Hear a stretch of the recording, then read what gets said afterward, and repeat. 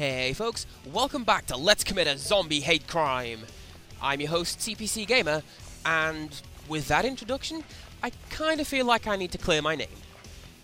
I mean, I know that I'm painting myself in a fairly bad light, what with the indiscriminate slaughtering of the undead and all, but I'm actually not racist against zombies, okay? I mean, some of my best friends are undead even. In fact, back in the day, when I was still part of a semi-regular Dungeons & Dragons group, one of my favourite and most long-standing characters was a zombie bard named Peach. She made a lot of money for the group by, well, both busking, mostly. I don't know if it was in support of her, or just trying to get her to shut up, you know? But, really, who could hate such classics as Ode to Brains? The lyrics of which were mostly just a deep, guttural, growling noise, as you may imagine. I mean, Peach was a beautiful decomposer, but a terrible lyricist. You know what, I really miss those days sometimes. I mean, I generally say that my high school and college days are some of my darkest days, which is absolutely ridiculous for me to say, and I'll be the first to admit that, because I've only been out of education for like 4.5 years, and all but 6 months of that has been spent working, so... No, either way, I was not a happy rabbit in high school. But I also loved it on occasion, because I was part of a D&D party that met regularly, and I mean, we had some of the best times just hanging around and... That was not fair, Spider. No, my friends, we had fun just hanging out, telling stories, screwing around, doing whatever. Although, admittedly, it did lead to nuclear fallout on occasion, which actually turned back round on itself and made everything pretty hilarious again. I'm not doing too well today. I wonder what's up with that. Huh. Anyways, good example of the fallout was... No. Best example. Forget that story. That was stupid and dumb, whatever it was. I don't even care. This one is better. The best example is a campaign that I ran for one long weekend before we went back to school after the summer holidays. I gave the players a brief that they'd be playing in a future technology setting, but they'd be facing reptilian enemies. Because, I mean, you know, that way they get some very basic idea of what they're going to find during the setting, so they're not entirely unprepared. You don't try to attack lizard men with a flamethrower, for example. And it's also because you lead your team with one hand so you can knife them in the back with the other, because that's how a good GM works. So anyways, no, they draw up their characters, and it's the usual assortment of, you know, generic guys that you see in futuristic RPGs. A couple of big heavy guys with big heavy guns, some smaller guys who are overly intelligent. There's a huge furry meat shield alien looking thing who is not Chewbacca, shut up! Anyways, the party arrives on the spaceship where the setting, where the campaign was going to take place, and very quickly they find themselves traversing a jungle terrarium, which is my first dick move, and then they find that they're fighting against cloned and vat-grown dinosaurs, which is my second earth-shatteringly huge dick move because nobody was prepared for it. And I kind of like Rio's sort of casual countenance as she enters the room and sees that we're fighting the second of the doll twins. I mean, it shouldn't come as a surprise to you because we fought Tiny in the last video, but no, we're fighting the big one in this episode. Anyways, no, the hilarious drama bomb didn't go off because I put dinosaurs in the mix or put them on a spaceship, jungle, whatever. Fast forward to the end of the second day. Most of the characters had survived long enough to reach the main objective, which is really kind of pretty unusual for us, because we tended to treat our one-shot characters as an excuse to see who could kill themselves in the most cartoonishly over-the-top and unfeasibly ridiculous way. But no, pretty much everybody makes it to the objective. They retrieve whatever science MacGuffin I sent them to get, I don't even remember. Anyways, they get a secondary objective to destroy all the dinosaurs on the ship. Now, this is not an easy task, given the size of the ship.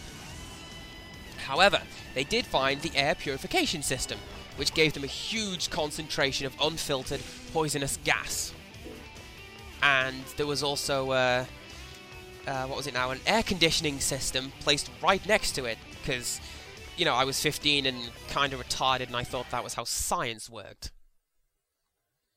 So, yes, the players dutifully hooked up the poisonous gas pipes to the aircon, and then realised, after I gleefully reminded them, that none of them thought to bring any gas masks.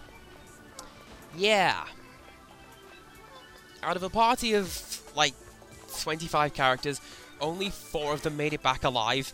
There was the robot, a meat shield, the alien guy who wasn't Chewbacca that I arbitrarily decided was immune to the gas, and the 2 heavy gunners played by my friend Chris, who is every bit a psychotic jerk as I am, and he knew I'd try to do some stupid stunt like that, so he was smart and he thought to bring along a rebreather.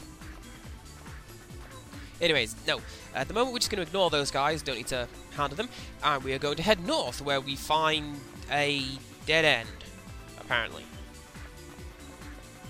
Huh, that's not right. What does the map say? To the right! Or... wait a second, no, was it to the right? I don't remember, I'm going to go this way.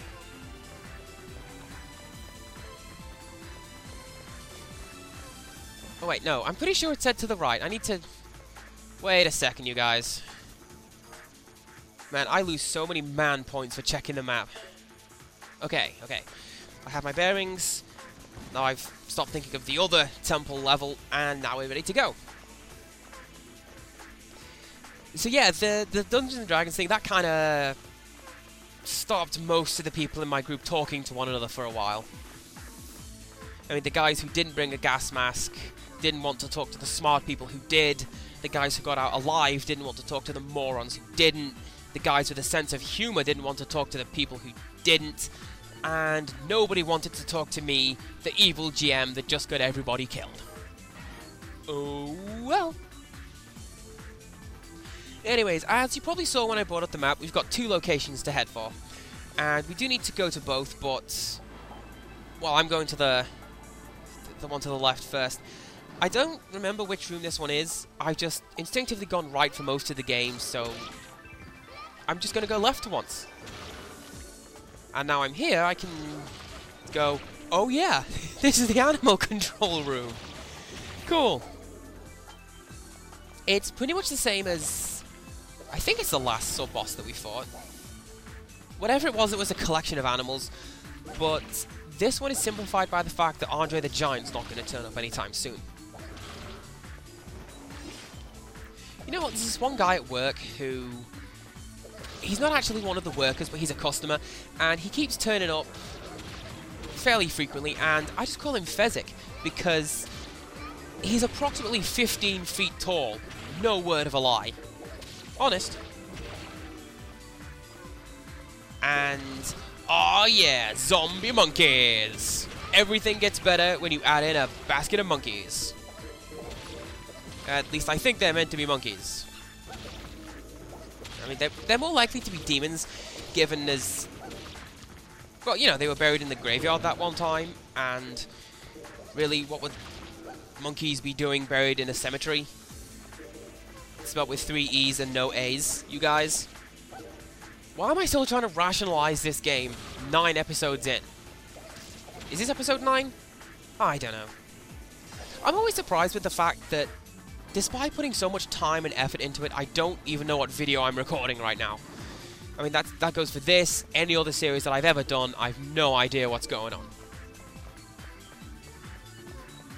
Anyways, with that done, we... kind of like at that one point in the mall, we have a couple of really short loading screens punishing us because we know where we're going. And I'm just gonna... yeah, I'm gonna let Aya do this one. So this particular room could be tricky. By which I mean, it has the potential to be tricky, but it really isn't.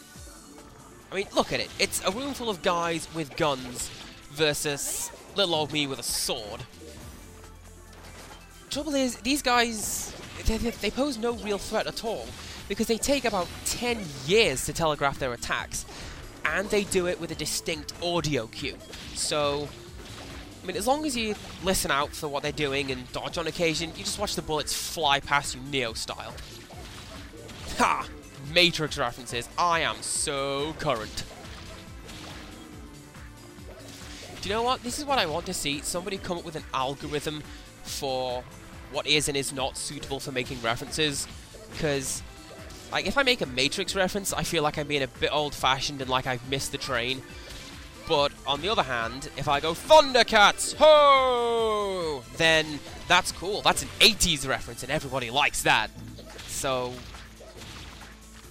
those scientists who have nothing better to do than, like, knit the chaos theory or work out questions on Jeopardy, whatever, get on that.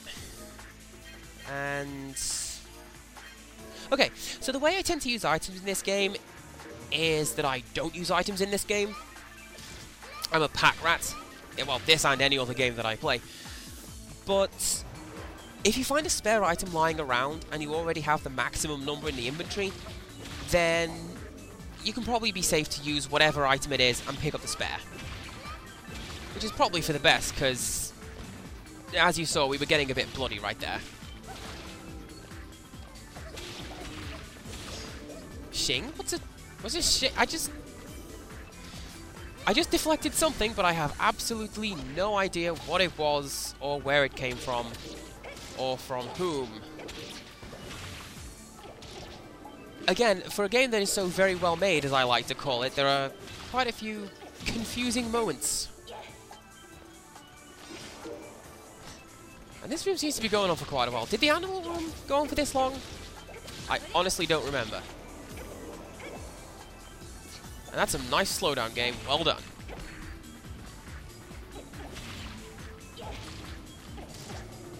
That was also a fairly sturdy pair of legs. Nicely done, officer. Okay, there we go.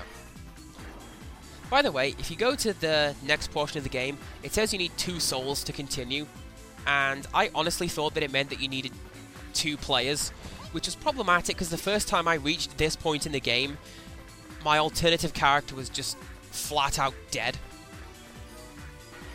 Anyways, so we're not actually at the end of the level yet. There's one little matter to take care of, which is the boss fight, but I'm not going to show you right now. What a jerk. I'm just going to stay here and look at some inappropriate jiggle physics, maybe angle the camera for a better look. So until next time, goodbye.